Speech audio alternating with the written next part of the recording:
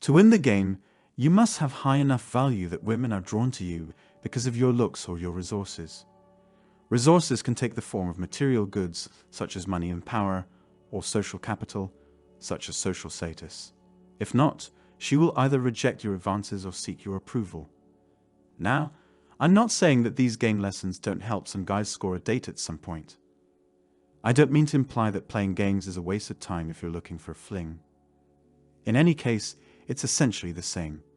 The main issue I have with the game is that it's not fun enough to justify the time, money, and effort needed to have actual trysts with real women. Before he can get laid with a few women, every guy who plays the game has to talk to hundreds of them. So, to put it simply, for the sake of argument, let's pretend you were in a position to buy a brand new, top-of-the-line sports car like a Ferrari or a Lexus. Would you still buy the car if you knew that 95% of the time it wouldn't start? My question is whether or not you think it's a good car. If you said that this car worked, I'd believe you. Because if there's a 95% chance you won't have intercourse with a woman, it seems pretty obvious that actually succeeding at romancing her has much more to do with chance than with game skills or being an alpha. This is because there is a 95% chance that you won't have romance with a woman if you approach her. Guys, let's be completely intellectually honest here. A 95% chance of romancing someone is the same as the hit rate of a guy with no game who approaches women on the street. One could argue that the success of pickup artists in getting laid has less to do with their inherent charm and more to do with the natural consequence of their having approached so many women. It has been reported that between 1992 and 1998, the famous pickup artist known only as Mystery had romantic encounters with 52 different women. But in that same time frame, he went out 4 times a week and on average hit on 3 women an hour. Don't forget that some of these dudes probably went on a killing spree in Thailand or Eastern Europe, 2 of the most popular romantic tourism destinations in the world. One might expect a much higher hit rate than the range of 1% to 5% if playing the game or being an alpha actually worked. Indeed, that is what has been seen. Justifications and explanations for such actions are commonplace. Most guys' only real advantage over the competition is their game knowledge, especially when compared to other guys.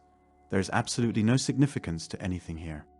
Real games require a lot of preparation and practice before you can expect to win even a small percentage of the time. The most frequently cited defense is that even if a skilled player has to approach a lot, he will still be ahead of a novice. There is a lot of focus on this justification because it makes sense. I'm not convinced of that. However, even if this were true, a 3% increase in success rate would be considered significant.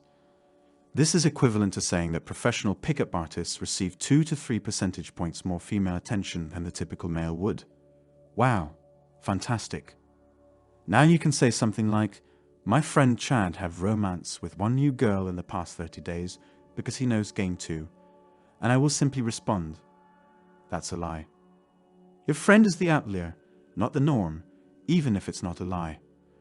In the same way that only 1% of those who start their own businesses succeed in making a fortune, you can now say it. The game, in other words, hinges on statistical probabilities. This is a very difficult game. Some people just seem to have it in their genes. People often exhibit evolutionary advantageous, unconscious and common triggers, tactics, and social expectations when they want to appear attractive or when they are attempting to attract someone. These topics are central to our discussion, so we'll focus on them. Gameplay itself is only a small part of the overall experience. Clearly, there are some other factors that work well together as well. Multiple factors such as a person's scent, social status, physical characteristics, and more can contribute to their attractiveness to another person.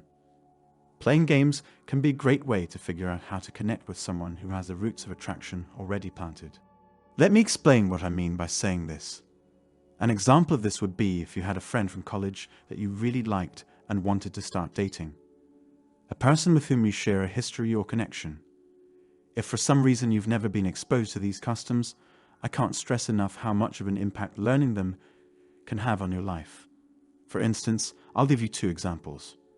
Recognizing that life is ultimately a numbers game, This tactic may not be ideal if your goals consist solely of banging strangers in bars.